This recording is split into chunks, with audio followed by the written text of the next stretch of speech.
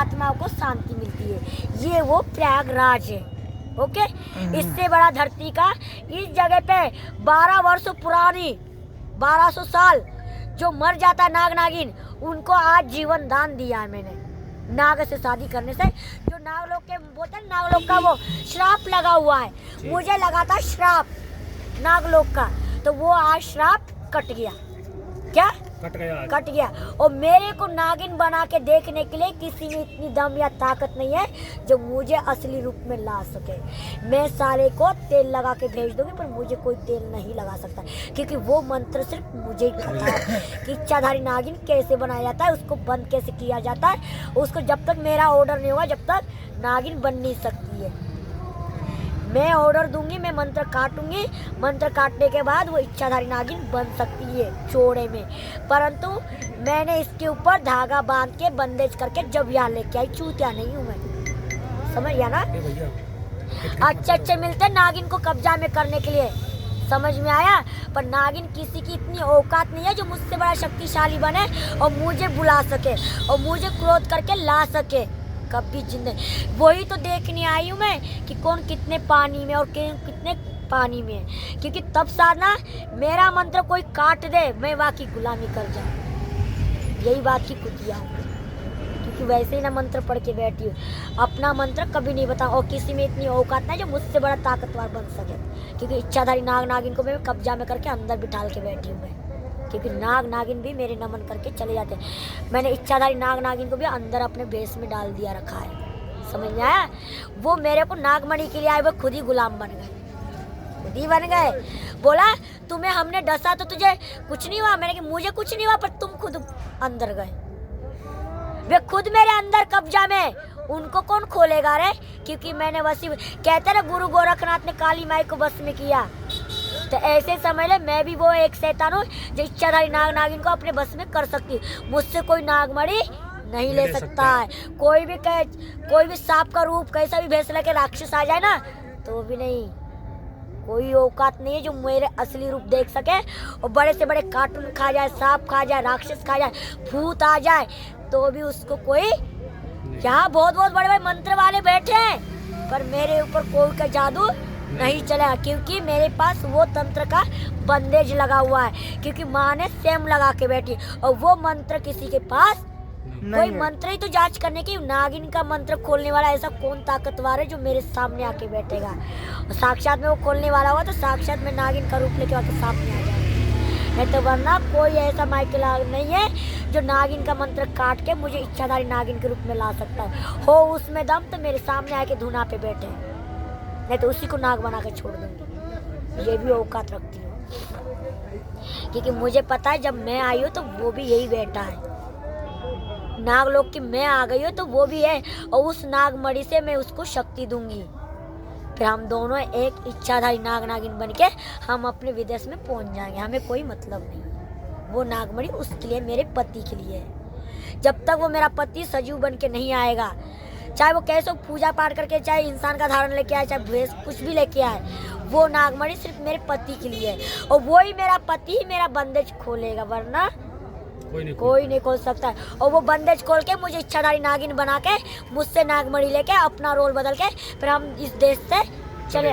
इसलिए मैं आई थी, क्योंकि वो मानस के रूप में है और मैं एक नागिन के रूप में, इसलिए मेरे पास वो नागमणि मेरे पति के लिए रखी हुई है। तुमको सोना चांदी जो मांगे सो दूंगी, परंतु वो चीज़ तुम लोगों को नहीं मिल सकती है। वो बंदेज ना तो खोलोगे ना ही तो असली रूप देखोगे, सिर्फ मैं ही उसको पहचान करूंगी और मैं ही उसको मणि दूंगी, क्योंकि उसका हक है, उसका हक है उस पर, क्योंकि उसको भी इच्छाधारी बनना पड़ेगा, क्योंकि हमें दोनों को बनना पड़ेगा।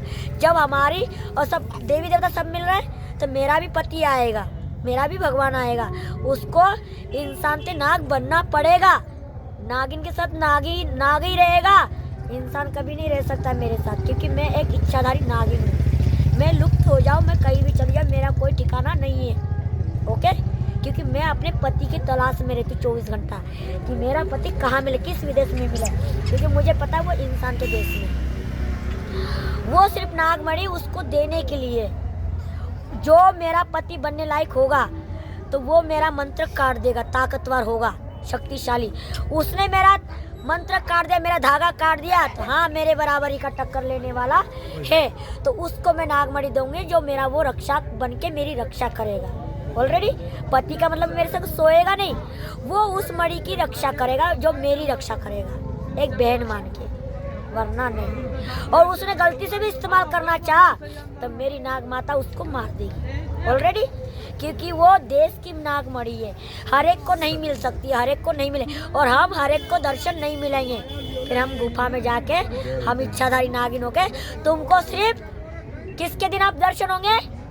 नाग पंचमी के दिन दर्शन होंगे, जहाँ पे भी मेरा मठ बनेगा, सिर्फ जो भी आएगा गुफा बनेगा उसमें से सिर्फ मेरा मोड़ा दिखेगा और कुछ नहीं दिखेगा, इच्छाधारी नागिन का सिर्फ शक्ल दिखेगा, वरना कुछ नहीं। ये भी दिखने को आपको मनसा देवी के द्वारा मिलेगा नाग पंचमी के दिन, परंतु मेरा जोड़ा आएगा जब, नहीं तो वरना बंदेज तो मैंने लगा ही दिया अपने घर। मेरे को कोई भगवान आएगा ना तो भी इच्छाधारी में नहीं ला सकता, क्योंकि जो बंदेज मैंने लगाया सिर्फ मैं अपने पति के लिए लगाया कि कौन वो है जो मेरा बंदेज काट सकता है। जो होगा ना माँ का भक्त तो वो काटेगा, तो उसको वो मणि दी जाएगी, वो मेरी फिर रक्षा बनाएगा, रक्षा कवच बन के रहेगा, मेरा इस्तेमाल कभी नहीं करे, उसको दी चाहिए, चाहे योगी हो, चाहे मोदी हो, चाहे कोई सरकार।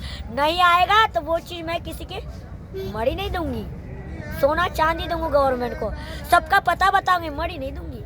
चाहे कोई मर जाए, धरा रह जाए, मणि कहाँ से मिले? लॉकडाउन तो मैंने पहले लगा दिया, जब नागिन बनूंगी जब तो लोगे, और नहीं तो मेरे से बिना पूछे तुमको मणि नहीं मिलेगी, चाहे कितना सेंटेंस लगा ले, क्योंकि मैंने ऐसी जगह पे करके रखी है जो कोई प्रशासन ढूंढ नहीं पाएगा। बात खत्म। मुझे मार के भी तुम्हें कुछ नहीं मिलेगा और मुझसे छीन कर भी कुछ नहीं मिलेगा, सिर्फ मैं अपने नाग देवता का शोध में, अपने पति की तलाश में हूँ ऑलरेडी। हमें कोई मतलब नहीं है, आओ तो वेलकम, जाओ तो वेलकम, भिड़कम।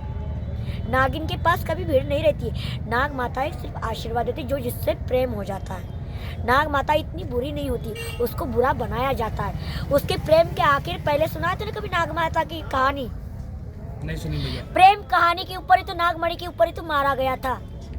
ये नागमणि के ऊपर जनता ने उसको इच्छाधारी नाग नागिन को मारा गया था। वो आज वही टाइम आ गया है, क्या आज वही टाइम आ गया? पहले जन्म में वो इंसान नाग में था, मैं एक साधारण थी।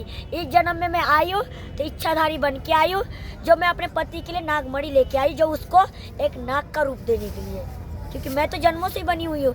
वो नहीं है, वो इंसान के रूप में पड़ा हुआ है, उसको कोई पता नहीं है मेरे बारे में।